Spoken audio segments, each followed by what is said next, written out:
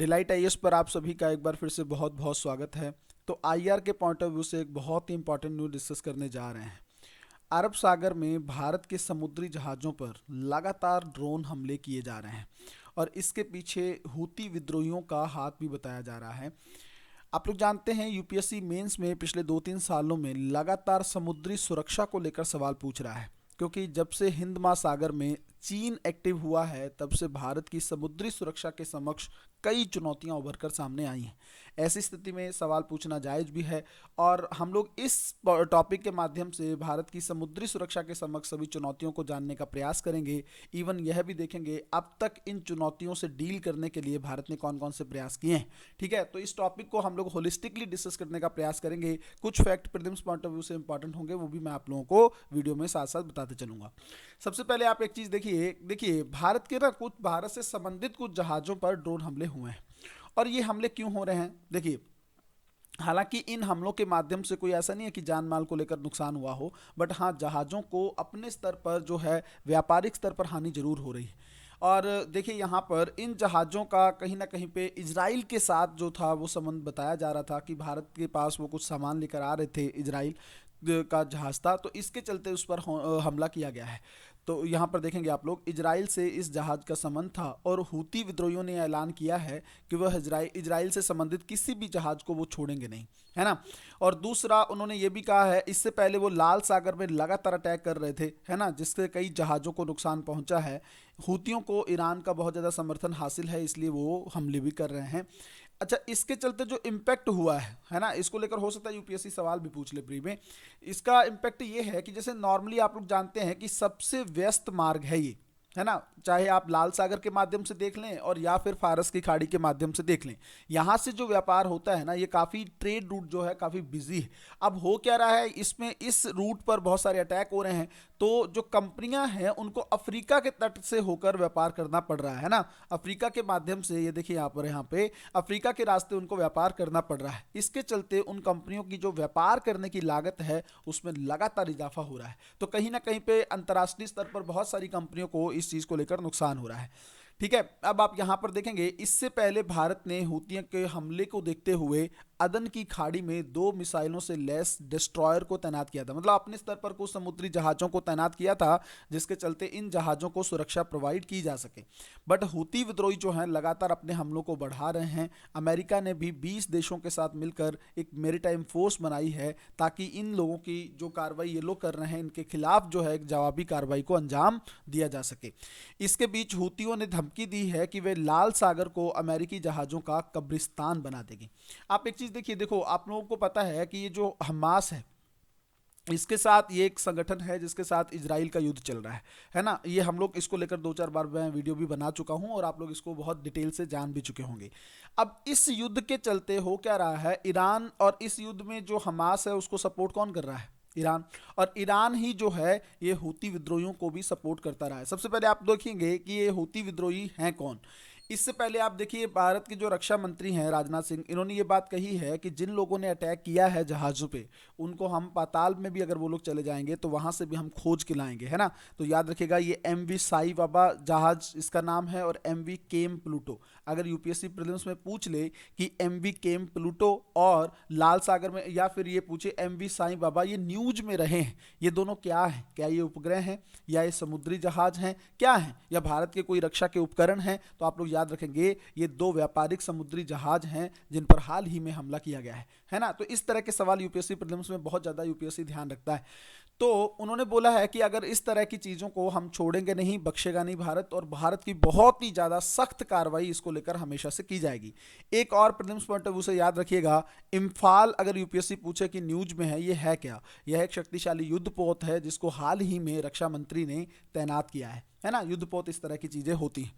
जल्दी से देखते हैं, अब ये हूती विद्रोही कौन है? ये बहुत बड़ा और बहुत इंपॉर्टेंट सवाल प्रीलिम्स के लिए हो सकता है, क्योंकि हूती आप अगर देखेंगे पिछले 4-5 महीने से लगातार न्यूज में है ना। और इस तरह की चीजें यूपीएससी बहुत ध्यान रखता है।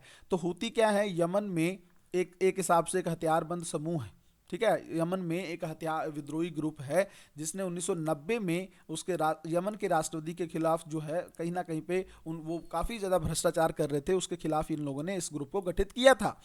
2003 में जब अमेरिका ने इराक पर हमला किया तो हूती विद्रोहियों ने यह नारा दिया, देखेंगे आप नारे में से ही समझ जाएंगे, ईश्वर महान है, अमेरिका का खात्मा हो, इजराइल का खात्मा हो, यहूदियों का विनाश हो और इस्लाम की विजय हो। इसका मतलब अगर आप यहाँ पर देखेंगे तो हूती विद्रोही जो ग्रुप है उसका दुश्मन है अमेरिका, उसका दुश्मन है इजराइल, है ना। तो वो यहूदियों से काफ़ी नफरत करते हैं और वो लोग इस्लाम को विजय करने के लिए या इस्लाम को आगे बढ़ाने के प्रयास पर केंद्रित हैं। एक चीज़ और याद रखेंगे, ये एक शिया ग्रुप है ना। आप लोग जानते हैं इस्लाम के दो ग्रुप हैं, दो पार्ट हैं, सुन्नी और शिया। तो ये शिया को समर्थन करने वाला एक ग्रुप है। तो हूती के बारे में आप लोग जान चुके हैं। अब देखिए ये जो ग्रुप है हूती, इसको ईरान का समर्थन रहता है।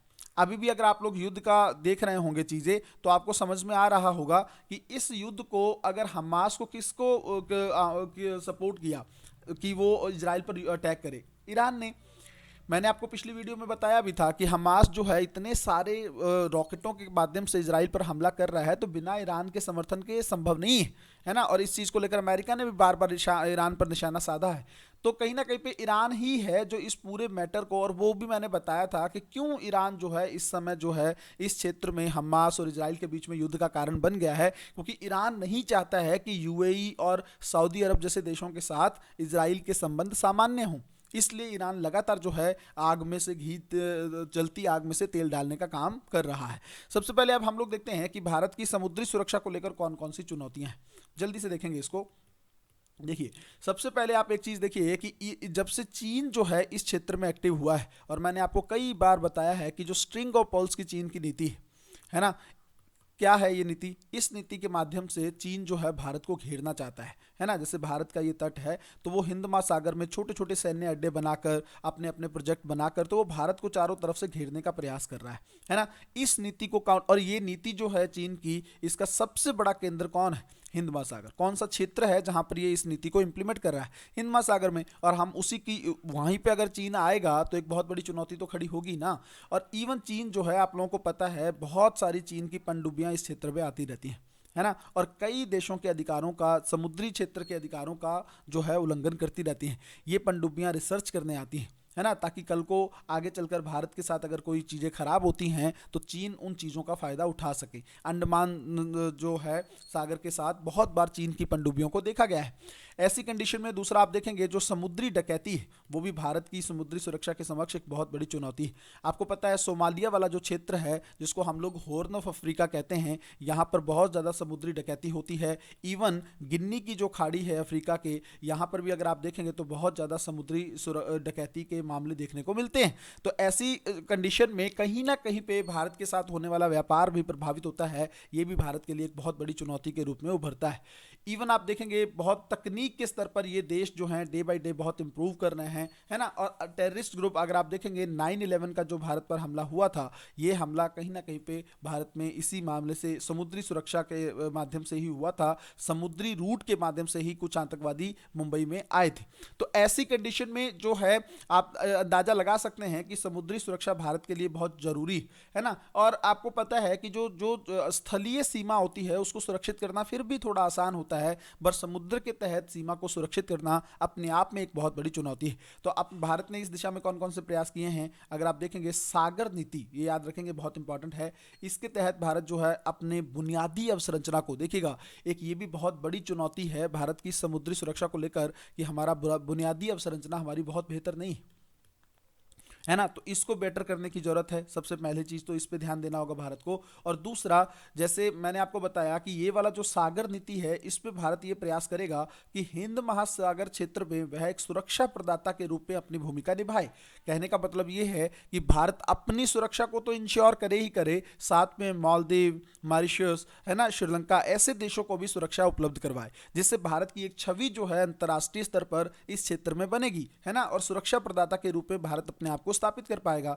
दूसरा, भारत अंतर्राष्ट्रीय कानूनों का हमेशा से पालन करता रहा है। भारत प्रयास करता है कि यूएन क्लोज के जो नियम हैं उन चीजों का ही पालन इस क्षेत्र में किया जाए। इन इन नियमों के प्रति भारत ने अपनी प्रतिबद्धता को बार बार दोहराया भी है ना। और इन क्षेत्रों जैसे यहाँ से जितने भी जो समुद्री व्यापारिक जहाज निकलते हैं, है ना, उनको लेकर जितना भी डाटा है उसको एकत्रित करने के लिए भारत ने गुड़गांव में 2018 में, है ना, अंतर्राष्ट्रीय संलयन केंद्र की स्थापना की है। तो प्रीलिम्स पॉइंट ऑफ व्यू से ये बहुत इंपॉर्टेंट है ना।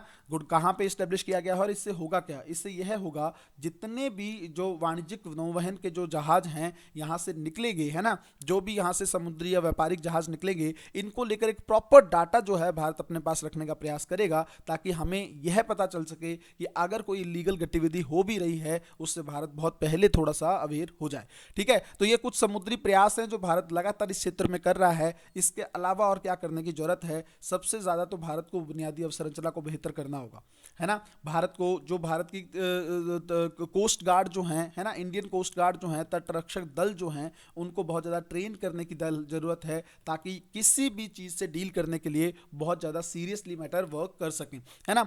दूसरा, भारत को हिंद महासागर में जो पड़ोसी देश हैं उनके साथ बहुत ज़्यादा सहयोग को बढ़ाने की ज़रूरत है। आपको पता है एक एक करके श्रीलंका, मालदीव, चीन के प्रभाव में आते चले जा रहे हैं।